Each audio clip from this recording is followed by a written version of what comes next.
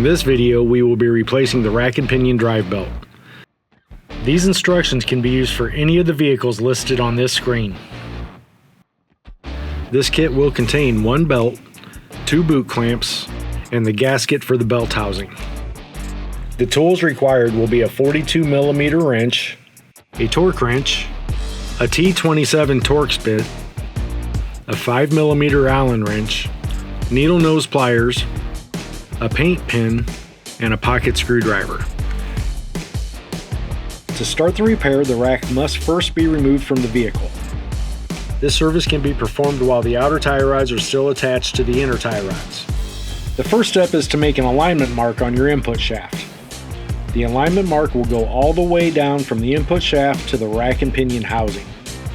Marking the housing will guarantee that your alignment marks have a reference point, as the boot over the input shaft may move. Remove the outer and inner boot clamps and slide the inner tie rod boot out of the way. Next, loosen the inner tie rod end using the 42mm wrench. Remove the inner tie rod end completely and set aside. Remove the 6 5mm Allen bolts that hold the belt housing to the rack.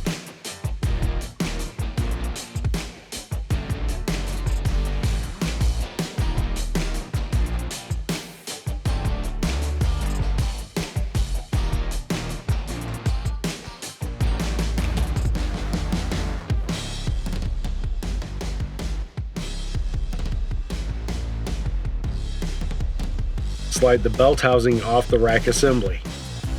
Make alignment marks to note the locations of the inner bearing race.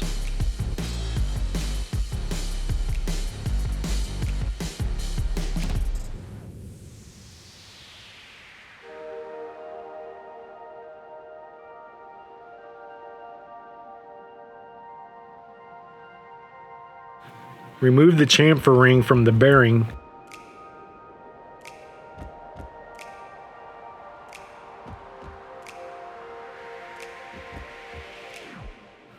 Note that the outer bearing race can move, but the inner race alignment marks must be realigned after installation of the new belt.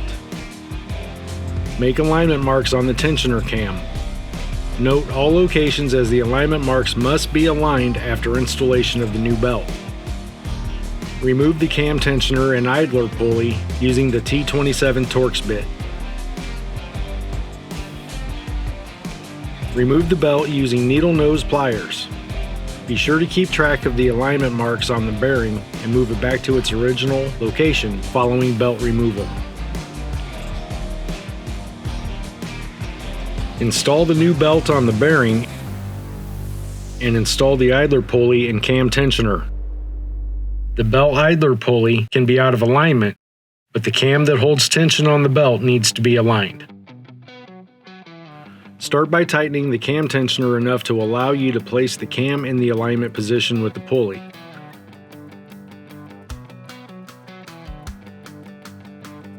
Then torque the Torx bolt to 20 foot-pounds. Verify alignment marks are still aligned and adjust if necessary. Reinstall the chamfer ring on the bearing and apply thread lock 180 degrees apart and torque to 40 foot-pounds.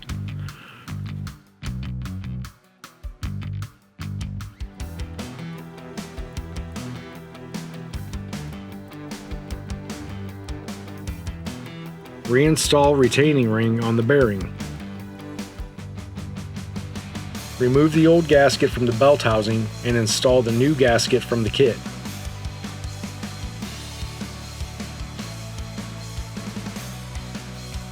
Using dielectric grease, lubricate the belt housing cover for easy installation and to help avoid water intrusion into the belt housing.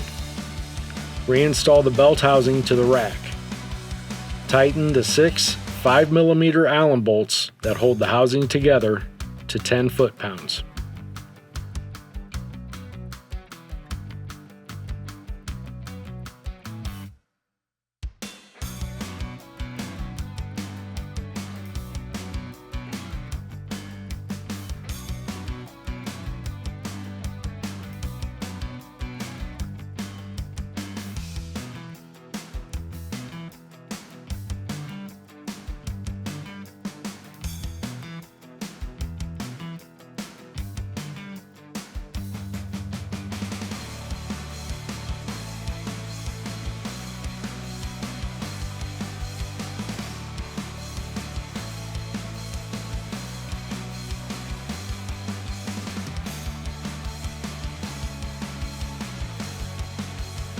Install the inner tie rod and tighten it to 66 foot-pounds.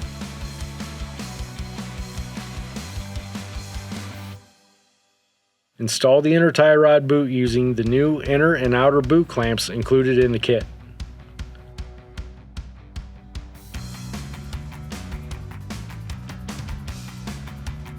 Verify input shaft alignment marks are still in the original position.